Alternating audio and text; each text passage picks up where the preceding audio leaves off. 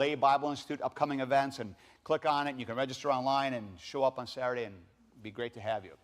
All right, good. So let's get going here. Mark chapter 9. So we already heard this preached on, where I think the bulk of you were already here. How many of you weren't here in first service? All right, so 4 of you, sorry. I'm going to act like you were, so just deal with it. All right? But we're gonna jump into this, and I think it is just a really loaded text. I love this text, and what happens so often is when I'm working through the text, which I do when I'm getting ready to preach, working through it, taking a look at the Greek, there's always these interesting little surprises that pop out, and this one's got several of these. Sometimes I think maybe I'm pushing it on the text a little bit, but that's okay too, I think. Now, it starts off with, this is Mark chapter 9. How long is the Gospel of Mark? How many chapters? 16, all right? It's not a long gospel. It's the shortest of the 4. So we got 4 gospels, Matthew, Mark, Luke, John. Mark is the shortest of the 4, the briefest. Mark has the most narrative. In other words, he doesn't have a lot of long parables or long teaching. He tends to have story, narrative, narrative, narrative. That's how Mark operates. So Mark 9 is more than halfway through. So keep that in mind. This is halfway through the gospel. Jesus has been doing stuff, and things have been happening. And in fact, right before this, the very first part of Mark chapter 9 is a very important part of the gospel, because it's the story of Peek, if you don't know. All right, I'll just tell you. It's the story of the Transfiguration, all right? And why you should know that is the Transfiguration happens almost exactly halfway through Mark's gospel for a reason. So what's the story of the Transfiguration? What do we mean by that? Come on, you know. Don't act all silly on me here. Yes, Jesus goes up on the mountain and he's praying, and then all of a sudden appear Moses and Elijah talking with Jesus, and Peter and James and John are there, front row seats. Wow, blown away, 3 booths, all that stuff. When do we celebrate Transfiguration Sunday? It's always the same time. It's every year, the last Sunday before Lent. It's when it always falls. So you need to just pay attention to this stuff. I know it's always summer or late winter. Exactly. It's always the last Sunday before Lent. So the Sunday before Ash Wednesday is Transfiguration Sunday. Why? Well, what's Lent all about? Lent. You know, dying, minor key hymns, suffering, Lent, fasting. And so Transfiguration, glory, okay? And so it's kind of like sets the stage. We have all the hallelujah and the glory and the radiance, and then we bomb down into Lent. But see, what's cool about the Gospels is they follow the same thing. Jesus goes up on the mountain, has his transfiguration moment with the 3 lead disciples, Peter, James, and John, and then he goes down the mountain, and then the very next thing, all 4 Gospels follow this scenario. He goes from the mountain, and from that point on, right to Jerusalem. So the mountain is up in Galilee somewhere. There's debate about which of the 2 mountains it is. But he comes down, and then he is heading right to Jerusalem. So now we're just weeks away from the Passion. So the Transfiguration was happening geographically or chronologically about the same time as we do it in our church here. So he comes down from the mountain, and he's heading right for Jerusalem. That's the context, okay? So that's what's going on. And in fact, verse 13 ends with Peter, James, and John discussing with themselves, what does it mean when he says, rise from the dead? I don't know. And so they're walking back from the mountain. So they've been off on their little retreat for a while. Who knows how long they've been gone? It's been more than an hour. It's probably an overnight or 2, could be. And so they've been gone for a while. The other 9 disciples are there at the home base taking care of things, waiting for Jesus to come back. That's the setup, okay? Now, while Jesus is gone, though, the disciples have been involved in their own things, just like Jesus and the 3 have been. And so it's sort of almost like a meanwhile back in the valley, and so that's kind of how this goes. And if I was writing the story, they'd be like that. Up on the mountain, meanwhile, down in the valley. And so now we have the meanwhile down in the valley, and that's what the story is. So that now we have when they came back. So what's the antecedent for they? You guys don't know the word antecedent? I use this with my students, and sometimes they give me a quizzical look. So I don't take things for granted.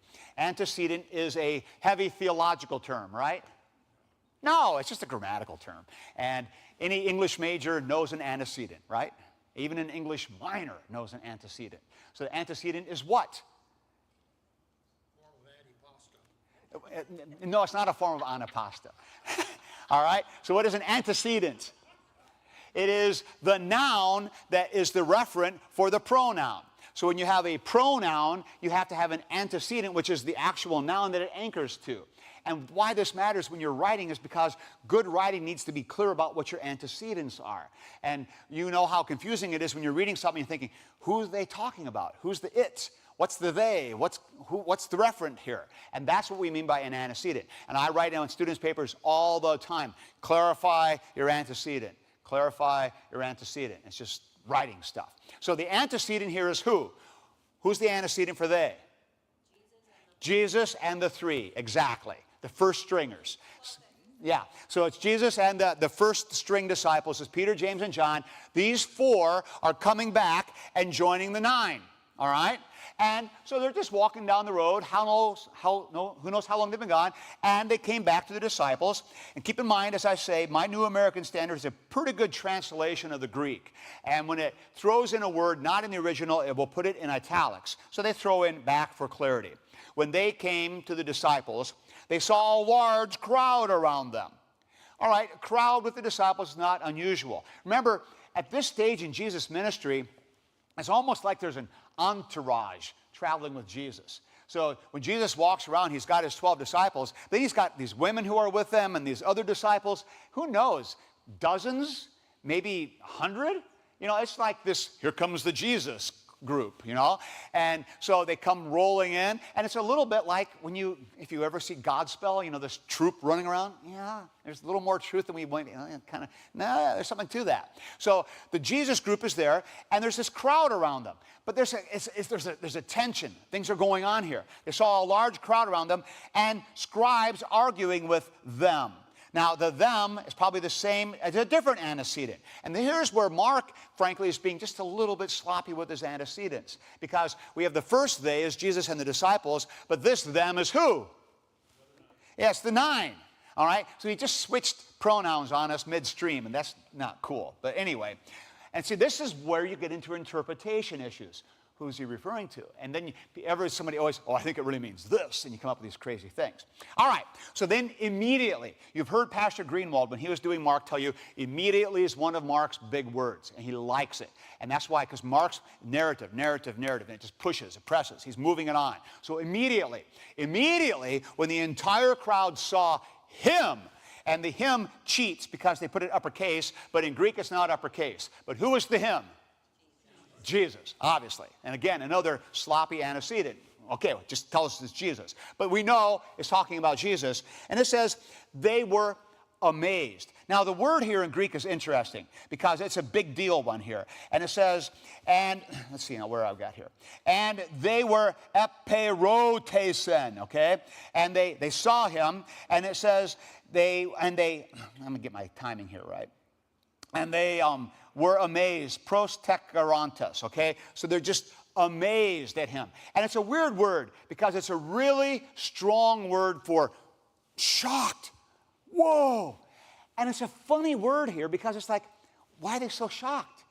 Jesus is coming back where he's supposed to be. And yet Mark tells us that they were amazed. And so commentators have spent a lot of time, well, maybe there's some like leftover residual glory still hanging on him.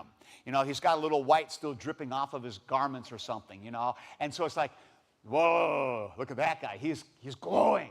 And so maybe that accounts for the amazement. Or maybe it's just the, wow, talk of the devil, what timing, you know. We're just wondering where you were, and there you are. And so maybe that's the amazement. But anyway, it's what's cool about Mark's gospel is he makes it so visual, and it's so tactile. You can just get a sense for it because you know what this would be like. All right? So the crowd's hanging, they're having this discussion. They see Jesus, and it's like, okay, they are here. They all move over here. You know, it's like, forget about you guys. Here's Jesus. And off they go. So they all rush to him. So you can just see this crowd running down the road to try to get to Jesus. Hey, Jesus, I'm glad you're back. But you got a mess on your hands. Your disciples they have made a fool of themselves. This is horrible. What are you going to do about this, Jesus? You can just, all the chatter. Everybody's talking, trying to tell Jesus what's going on. And so they were amazed and began running up to him. And this is nice because in Greek is this kind of ingressive present. They were doing it. And so it's not just one time they all ran up. They're all coming in by waves. And they're all coming up to Jesus. And so then he asked them, what are you discussing with them? Who is the them here? Is he asking the crowd? No. And I don't think it's the scribes either. Yes. Now, he asked them. I think the them is the 9 again. He's asking his 9 disciples, okay? Because they come over too. They see Jesus and like, he's here. Good. We need him. And so they come over too. And so he asked them, what are you discussing with them? And this them, I believe, is the scribes, okay? Now, who are the scribes? Scribe literally means what? A guy who writes stuff down, a scribe. That's what he does. He just writes stuff. But in the New Testament, scribe has a very kind of special meaning because it's the people who were educated, who could write, who were sometimes hired by professionals to do their writing for them. Because you don't have computers, you don't have printers, and so if you want to give an order, what do you need? Someone to write it down and send it off. And so it's not like the leaders and bureaucrats were doing this themselves. They would have scribes who would do that. So the scribes were pretty well educated. And scribe in the New Testament always carries an extra level of educated in what? Old Testament. These were the experts on the law. These were the religious experts. They know stuff. It's a little bit like the theologians or the online wannabes, okay, who are trying to be theologians. And so they know stuff, and they are sharp, they get things, and so they're there. And why would the scribes be hanging out with the 9? Because it's fun to poke them and have conversations. You know, there's nothing else to do. There's no internet, there's no TV, there's nothing to do, there's no radio. So you talk all the time to fill the time if you've got time to work when you're not working. So they're having conversations, and the scribes find the 9 and Jesus interesting, which is why Pharisees come up and talk to Jesus all the time. It's interesting. He's talking theology. We like talking theology. So the scribes are there having this conversation with the 9, and so Jesus asks the 9, what were you discussing with them? Does Jesus need to ask? No. So why is he asking? It's for their benefit. He wants to set the stage. He wants to hear what's going on. He wants everybody to kind of know he's catching up and he's getting into things here. And so he asks the disciples, what were you discussing with the scribes? And it's obvious that they're discussing because they're having a rather lively discussion. And that's what we're told here. They're debating, it says. They were arguing with him. That's a good word. They're having a hot back and forth debate. And again here, this is a present tense. It was an ongoing thing. They were having this debate. And I make this kind of reference in the sermon, but I think what they're doing is they're talking about, wow, what's going wrong here? Wow, how come we can't heal this guy? You know, what's the problem? And the scribes are like, well, you didn't do it right. You got to put your hand on his left shoulder. Oh, okay, I'll try that. No, you're still not doing it right. You didn't pray the right prayer. You've got to quote Moses first. Okay, let's try that. Oh, no, that didn't work. So they're having this, how are we going to get this guy healed? And the scribes, you're doing it all wrong. You ever... Okay? You're trying to do something and there's always 100 people around you. You're not doing it right. Do it like that. I think that's what's going on. Then you got the 9 disciples. All right, James, you had your try. Let me try this time. And so Bartholomew comes up. Okay, I'm going to give it a shot. Okay. No, you blew it. Thaddeus steps in. He'll try it. And so this is the mess. And it's been going for a while. And so now Jesus asked the disciples, what were you discussing? And here's the really first big surprise. Verse 17, who answers? The Father. The disciples don't say anything. And maybe they don't want to. Oh, Jesus, things are... And then the man, he just steps right in. And this is, I find this fascinating. One of the crowd answered him. He just jumps right in. He trumps the disciples. He takes control. There's a big crowd. He does the talking. It says something about him. One of the crowd answered him, teacher. Good, safe term. Teacher, rabbi. It was the safe term for Jesus. Everybody called him that. Scribes would call him that. Rabbis would call him that. Everybody knew he was a teacher. So this is a non-committal safe term. Teacher, I brought you my son, possessed with a spirit which makes him mute. No mention of deaf here. Jesus will bring that up later. But the mute and deaf work together. And whenever it seizes him, this is a really strong word in Greek again. It's like just grabs him, which is how epilepsy works if you know any familiarity with it. It just like takes over. And that's the word here, strong word, slams him to the ground. And a footnote here, B says, or tears him. And that's literally the Greek. It just shreds him. And you get this idea of almost being torn apart from inside. And you guys ever, it fits. And you get the sense of how the Greek is grappling with the words to find it. And he's being torn apart by this demon. And it slams him. See, we have to add to the ground because the Greek just says it shreds him. It tears him. And that's what the Greek says. But if you just leave that in English, it's like, what? This is like alien? He's getting torn apart. But see, the whole point is it's just that horrible to him. And he foams at the mouth being added, and grinds his teeth and stiffens out. And the Greek here is literally for C, he withers away. He dries up. There's no life in him. He's lifeless. And see, it just captures so vividly, and we all know, that's an epileptic seizure. That's what that is. And this is the temptation of all the modern interpreters. This is just an epileptic seizure. It's no demon. And what is the man? No. This is a demon possession. What's everybody around? Well, this is demon possession. What's Jesus' assessment? Dude, it's not a demon. He's just got epilepsy. I'll take care of it. No.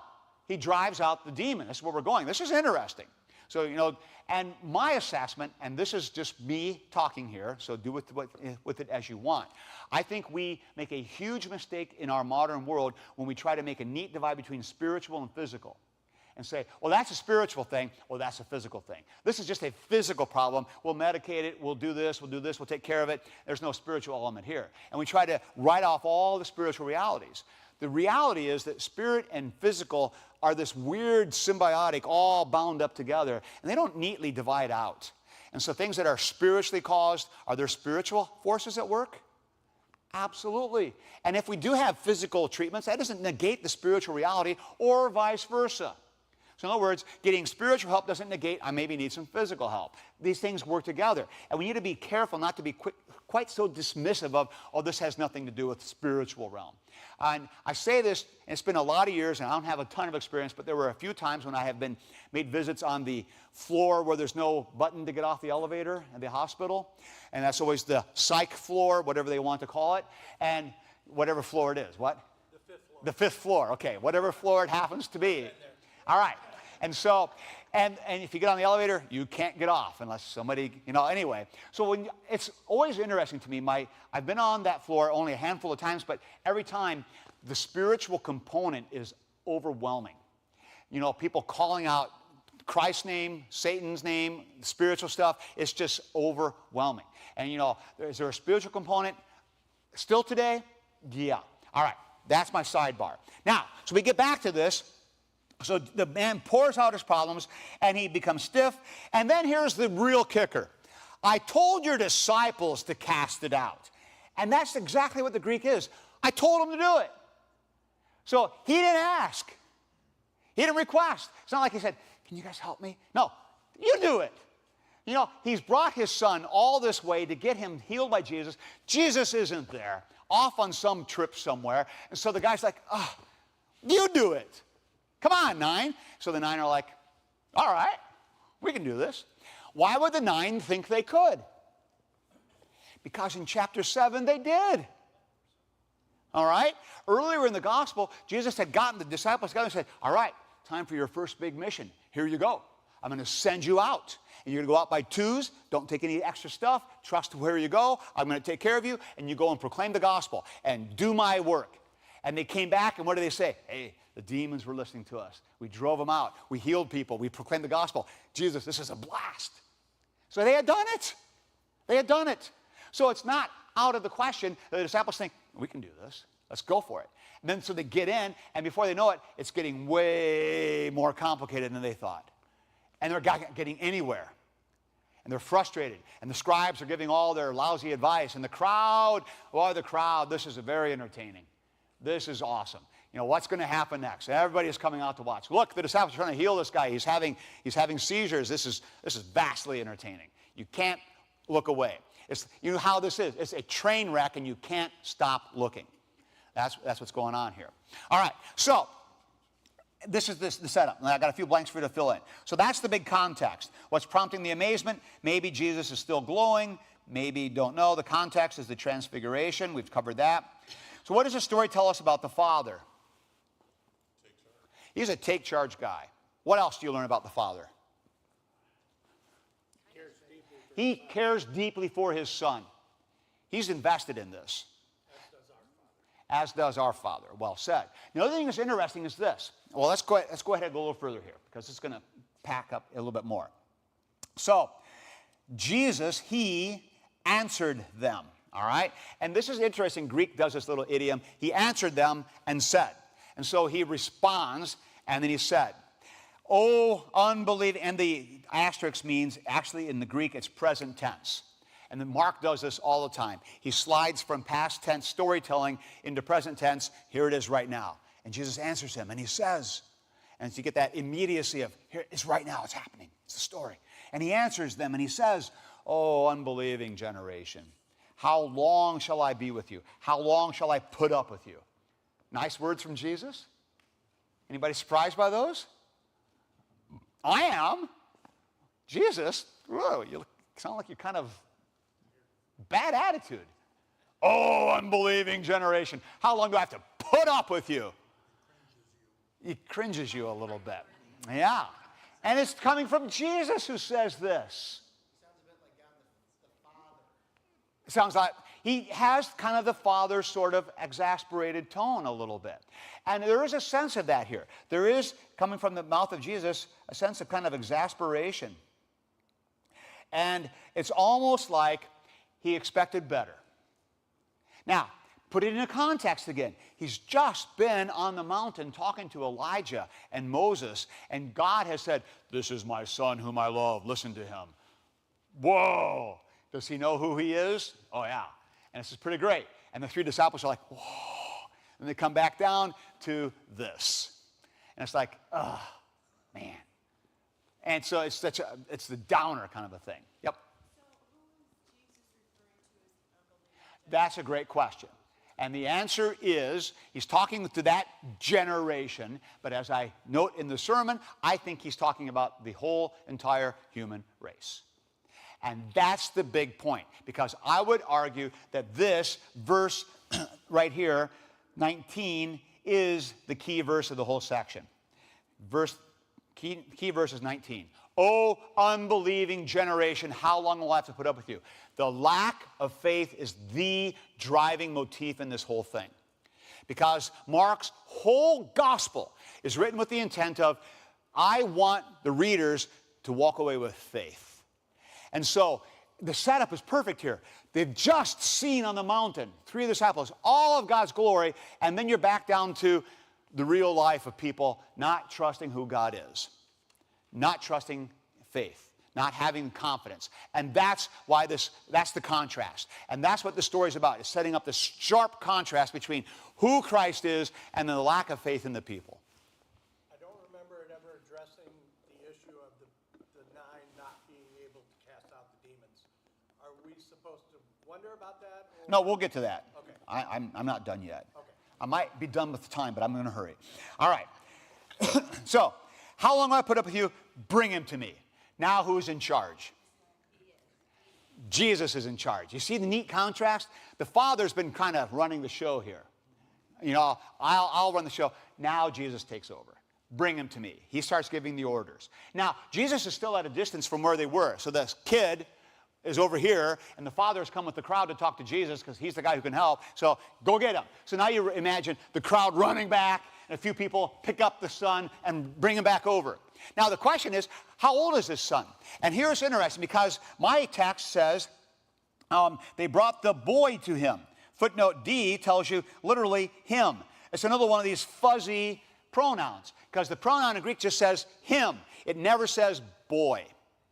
And so this is a question. There's an assumption, oh, he's a boy, he may be 12 years old. No way you can know that. In fact, the Greek reads, he could be a grown man, which is how I read it.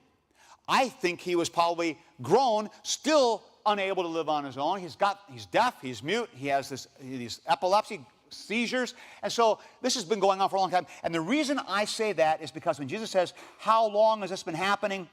From childhood.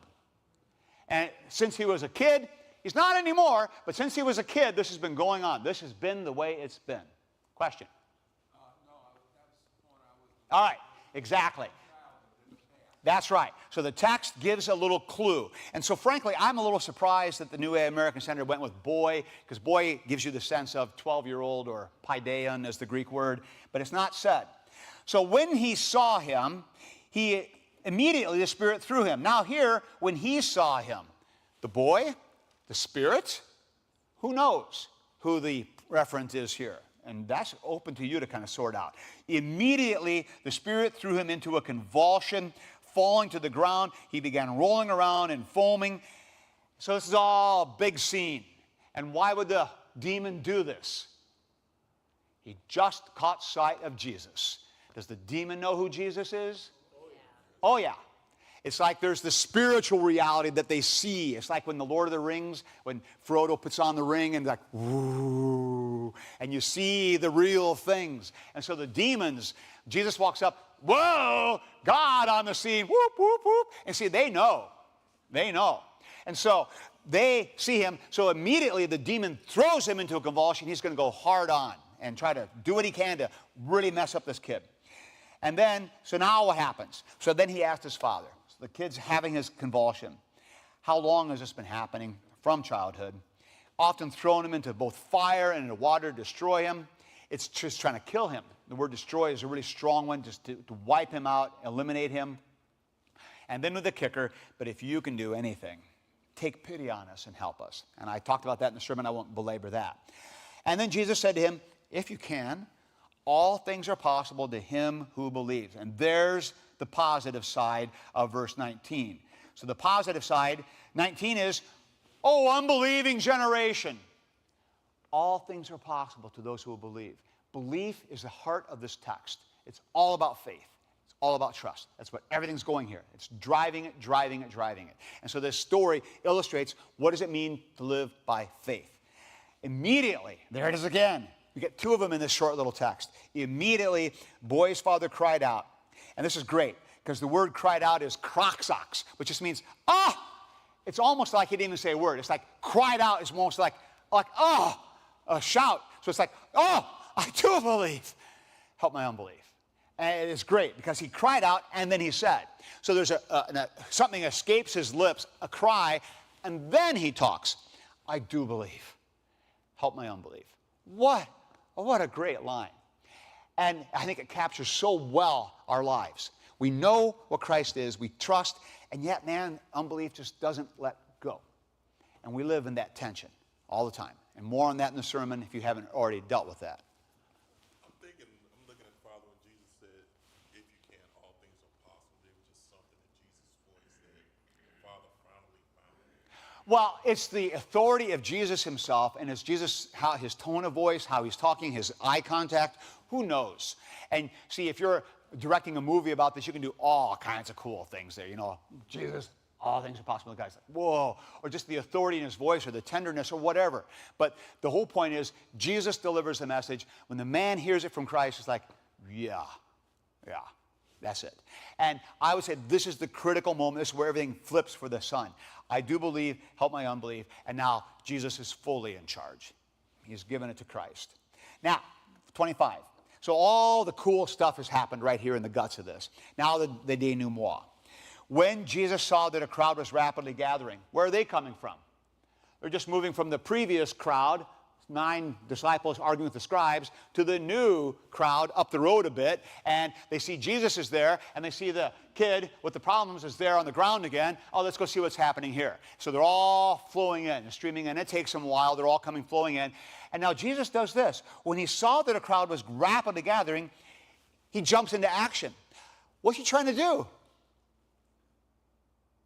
He's trying to spare the son as much as he can, or the father. Let's take care of this before the big crowd gathers. And it's so cool. Jesus doesn't wait. Okay, everybody here? Everybody see? All right, I got a few more coming in. Come on in, come on in. Okay, everybody here? All right, now I'm going to heal this guy. Everybody watch. No, he tries to get it done quick. It's not like the big show he's trying to show off. That's not the point. He's not trying to do a big, watch this, everyone. He's trying to do it as quickly as he can. He quickly rebukes the spirit, the unclean spirit, classic Hebrew. He's not a clean, he's unclean spirit, saying to it, you deaf and mute spirit. So now he names it, deaf and mute. I command you, come out of him. And there's a second part, do not enter him again. What's that there for? Future confidence. There's not going to be a relapse. One and done. I'm healing him. It's going to be good. There's not going to be any problem here again. So I command you come out of him. And does the demon listen? Has no choice. 26, after crying out, here's what's so cool. Crying out is the exact same word as the Father. So the Father cried out.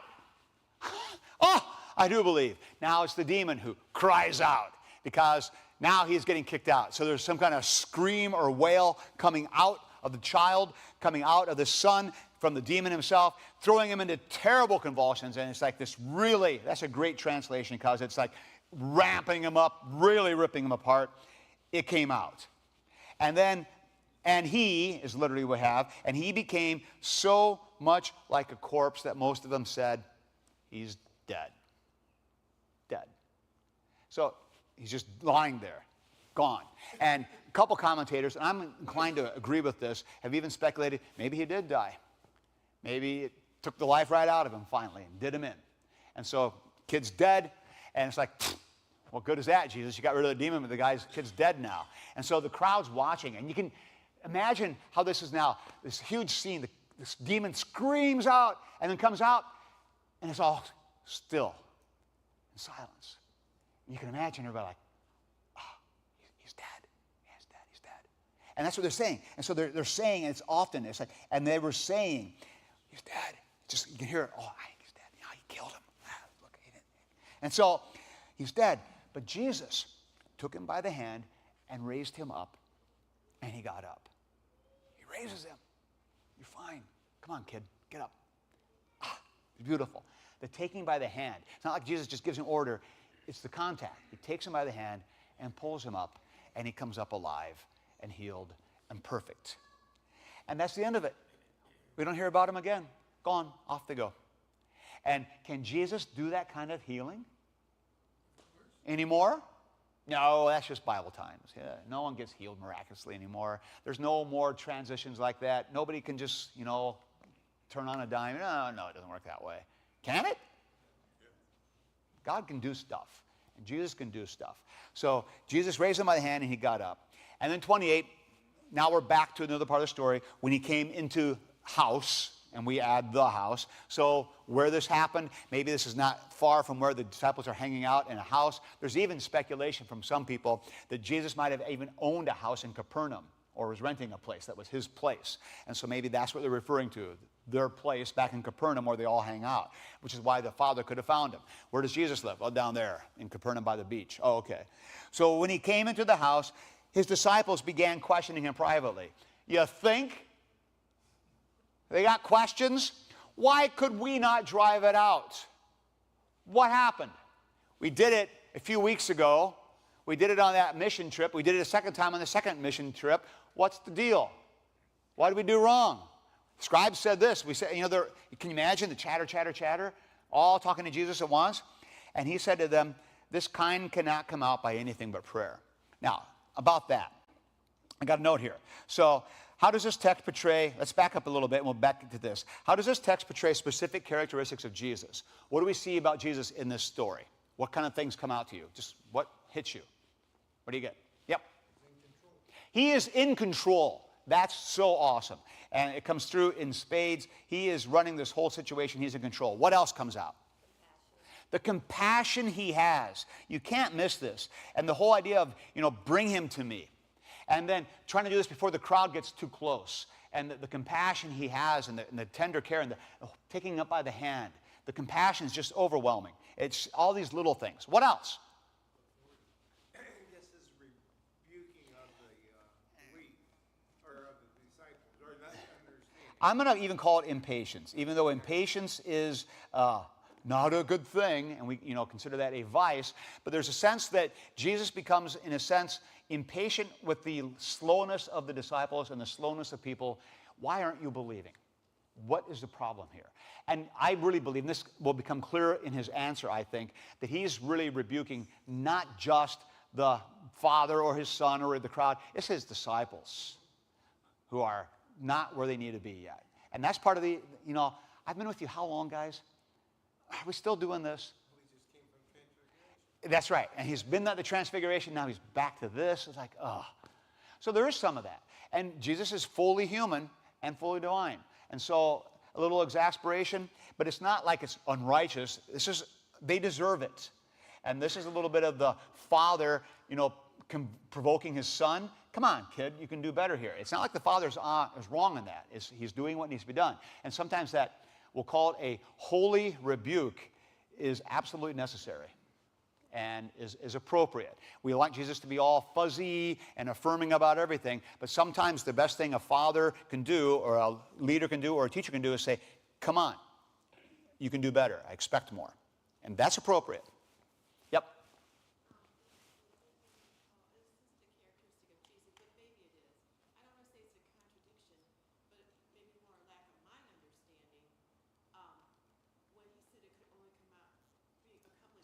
Uh-huh. So, like it's not being able to see things as God, through a veil. Like, so I don't always know what to do with it because I didn't see the prayer. Yeah. Well, I'm not done with that yet. I'm gonna unpack that here in just a second. Go ahead. If you know anything about exorcisms, Okay. Yeah, I'm an expert on exorcisms. the priest or holy person calls on the name of God. That's right. In the name of God, leave this. That's correct. Child. Right. Jesus doesn't do that. No, he doesn't. Because Jesus is God. That's exactly right. People have to see that. Oh, That he doesn't need all to right. call on Perfect. So he's in control, and the authority of his personhood comes through. He just speaks with his own authority. This is God talking to a demon. Demon listens. Jesus does not need to invoke anybody's help. He's got everything he needs. He just does it. Okay? Really cool. Anything else on what you see about Jesus? Yeah. The power, excellent. He can do what needs to be done. It's not like he's got to work himself up to this, and it's just a quick word, get out of him, demon, be done. And could he have done that immediately? Yeah. But so why doesn't he? Because there's more going on here than healing the kid. There's teaching the Father, teaching his disciples, helping them to come to faith, because he has the objective of healing the Son, but also the Father and his disciples. And Jesus knows exactly what he's doing. So that's why the whole thing plays out. He is absolutely in control, absolutely has the power. He does it the way he wants to do it. Jack. He's doing it humbly. He's a humble servant, How do you see the humility? not showing off for the crowd. Exactly. He's not a grandstander. He's not trying to draw all the attention, even though he's going to get plenty, and he deserves it. But he's doing it in a humble way. He's just caring for those who need to be cared for. Great lesson there as well. Tremendous, yes. Something else is that Jesus isn't interested in winning an argument here. Like he doesn't join in all of the people arguing. Excellent point. Why don't we do that? Jesus is like, I'm going to heal the guy. Yeah, he doesn't step into the thing, okay, let's sort out this fight. My disciples are okay, you scribes, here's where you're wrong. He doesn't become it's not like he joins the online fight going on. And there's a lesson there, people, okay? Just leave it alone, all right? Instead, do what needs to be done and bring the mercy, bring the care, bring the compassion. Excellent insight. So he doesn't debate. He doesn't get involved in it. And that's true about Jesus throughout his ministry. You don't ever see him engaging in debate. You know, people want to engage him, and he usually just, a quick word, he dismisses it, he's done. He doesn't bother debating. All right, it's actually possible the Son actually died. Sorry, two actuallys, don't need both of them, but I didn't catch that. Verse 29. All right, so verse 29, let's talk about this. He said to them, this kind cannot come out by anything but prayer. All right. My observation, this is me, people might disagree with me, but here's how I read this. I don't think verse 29 should be read with hear me on this, a demon busters mentality. All right? So it's a little bit like Ghostbusters, you know? So, we got this kind of ghost, what do we need? Well, we need this gun. All right, okay. You got to turn it up, do this dial, or this setting. Okay, so it's not like Jesus is doing his demon triage. Okay, this is this demon. Okay, I got to pray for this one. Oh, this one, I've got to shout at it. This one, I've got to touch it. No, that's not what's going on here. So this is not demon busters where Jesus is telling the disciples, your technique was all wrong. That's not what's going on here. So this is not a point of finding the right technique. It's not like the disciples are saying, okay, what did we do wrong? Well, this kind, guys, just for next time, log this away in your demon journal. Next time you're trying to, drive a demon out, make sure you pray. Oh, that's what it was. Oh, you think they didn't pray? Maybe they didn't. Maybe they forgot. And you could read it that way. Or maybe they did, but that's not the point. Because what's the bigger point of this whole text, remember? What did I say? What's the driving message of this whole text? What's it about? Faith, faith, faith, faith. Trusting God, trusting God, trusting God. What is one of the best ways that you show you trust God? You pray. When you are facing something, what do? You pray. Because when you're praying, what are you doing? God, you're in charge. God, you take care of it. Prayer is the essence of the person who knows God's running the show. And so when Jesus says to the disciples, this kind comes out only by prayer, he's not giving some kind of little magic clue for the next time they face this kind of demon. One who's deaf, mute, and has epilepsy. Okay, well, that's what we'll do. How many times do they pray before they try an exorcism?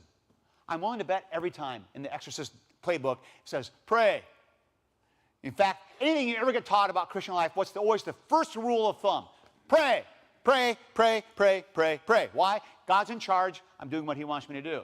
So what's Jesus' point here? This kind, like every kind, comes out only by prayer. In other words, faith, my guys, faith, trust.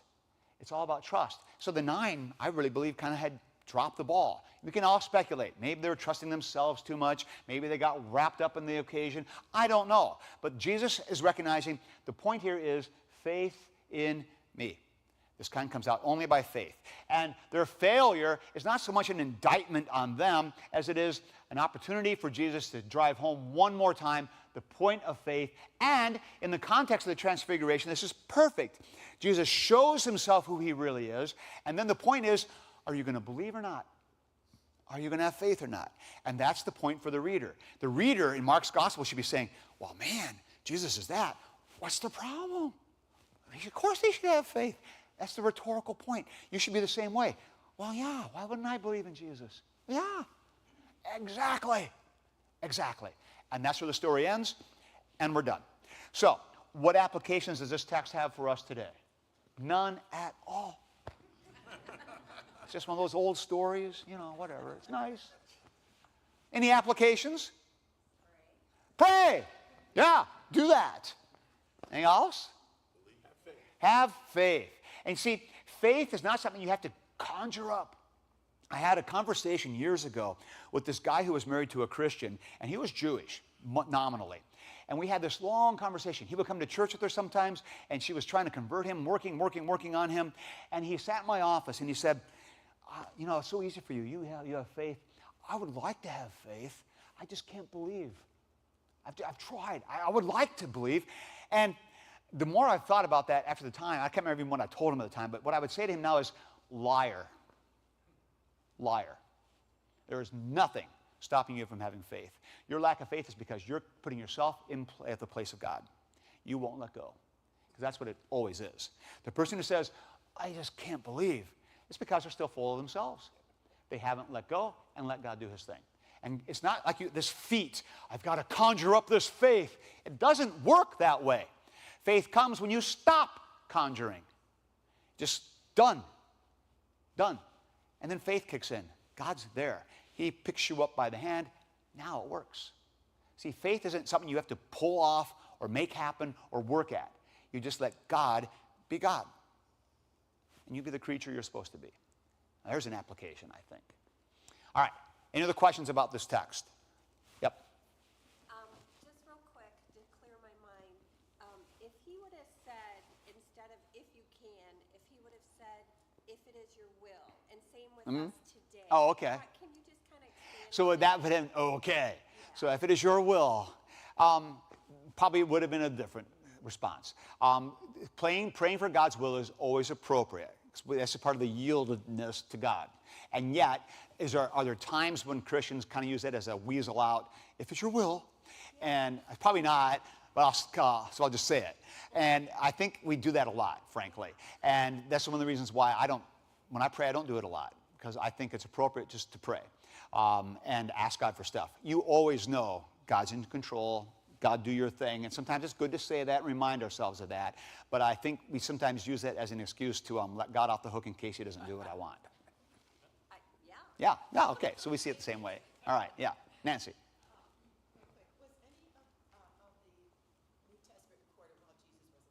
Was the New Testament recorded while he was alive? None of it. Nope. The first New Testament book was probably written in the 50s AD by St. Paul, probably 1 Thessalonians. That was probably the first book. And it was probably time in the 50s, so Jesus would have ascended the latest, 31, 33 AD. So, no, 20 years at least. All right, good? Any other questions? Yeah. Can you see this? I'm thinking of the same thing playing out with, I guess, one of the Judaizers tried to exorcise a demon in the name of Jesus that Paul preaches. Yeah. The demon actually told him, Jesus, I know, Paul, I heard of. Yeah, I know who you are. Don't know. And The demon had his way with them. yeah. I kind of see the same thing playing out in this. I think so. There's something to be said there. You know, it's the whole idea, who are you trusting? What's going on here? Yeah, good. All right. I had James on the list, but it's late. I'm not going to start with James, so you're on your own with that. But you want to fill in blanks, I'll do this. Naming the progression, naming the tongue. And so it's really interesting in James' text, if we had time to look at it, you heard it read, how James, I'll just say this real quickly, because I'm almost out of time, but it's so funny how James goes. He says, don't become a teacher because you get judged by a hard standard. So don't be a pastor. This is bad recruitment, okay? Don't tell anybody to send this. Don't be a teacher because you're going to be a stricter judgment. You don't want that. I agree. And then he goes from teachers to we all stumble in a lot of ways. Okay, so we're all sinners. And then he talks about stumbling. If you don't, you're a perfect man able to bridle the whole body. So then he goes from bridle to, okay, now we got horses. And we go from horses being controlled by a bridle to ships and their rudders. Okay, that's pretty cool. And then we get down to the tongue. What a weird progression. And how James goes from talking about don't be a pastor, everybody has got sin, a little bit can control a little thing like a horse in a bit, and then we got the rudders, and then, oh, by the way, the tongue is like the thing in your mouth that controls your whole life. Well, how do you do that? And when you hear it read, it's like, oh, okay. But when you actually look at it and study, it's like, what a weird progression. Try that with your book and give it to your editor. It'll never pass muster. No, you got too many things going on in this paragraph. You got to split this out and, whatever. But James does this, and he just cranks right through this. And this is where he wants to go, to the tongue and the fire that the tongue causes and all the havoc. And there, boy, we don't have to look hard for application on that one either. All right? He gets published. Yeah, and he gets published. I know. It's just really not fair. And his editors were so kind. All right, verse 7, where James, and I'll call your attention to one last thing, because I've got a minute here. In verse 7, James says, let's see, get my, where it actually is, it starts. Where can I see 7? I probably wrote over the top of it. All right. Well, I was wrong. Yeah, I did, right over the top of it. For every species of beasts and birds, of reptiles and creatures of the sea, is named and has been tamed by the human race. That true? That true? I don't think we've tamed every species. We haven't. You ever seen a tamed humpback doing tricks? Have you ever seen a tamed cobra? So what's going on here? So James just lied, didn't he? Every beast has been No. Verse 7 is a great example of what? Hyperbole. Thank you. There's another literary term for you.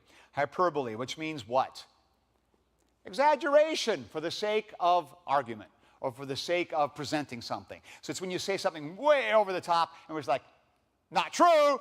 Well, come on. We all know that. So what's his point? You can tame everything, but you can't tame the tongue.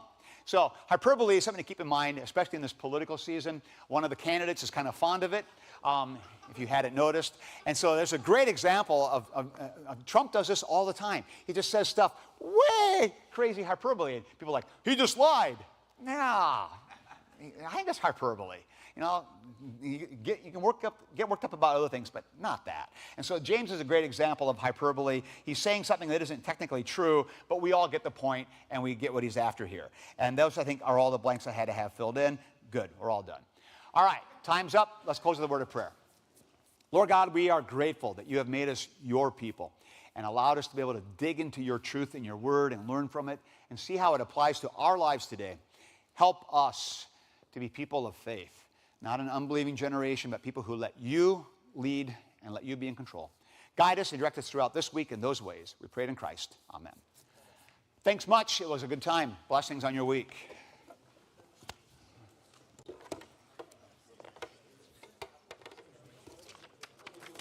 Thank you for what you did. All right.